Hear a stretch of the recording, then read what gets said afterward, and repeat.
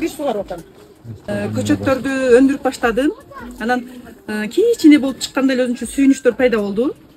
Бир аз өскөндөн кийин теплицабыз бүттү. Анан теплицанын ичиге көчүргөндө аябай коркунучтар пайда болду магачы.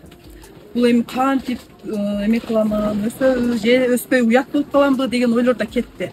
Анан теплицага түшкөндөн кийин бирок азыр стресс болот окшойт. Шылпыйып күнгө. Ушинтип анан кайта өзүгө келип кетти.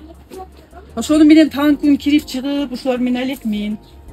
Баланы карагандай эле кирип карап чыгамын.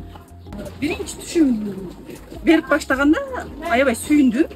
Ушинтип өзүбүздүн колубуздан келет экен, ушундай тоолуу аймактарда эле өстүрсө болот экен дегендей ишенип кызыгып калдым.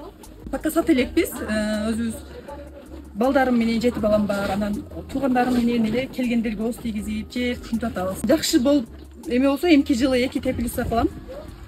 Анан сатыкка чыгарамын, өзүм деле магазин иштетем. Анан өзүбүздөн чыкса жакшы. Табигый дары жебеген бадырыңдарды өзүбүздөн ашса сатам. Курмакан же бизге совет чеңелеринки үйрөттү. Ал мөмө алган жерден мынтип ашыкча жалбыракты, мындай мурутчаларын алып турушубуз керек экен. Антпесе азык жалбыракка, ошо мурутчаларга кетип калат экен.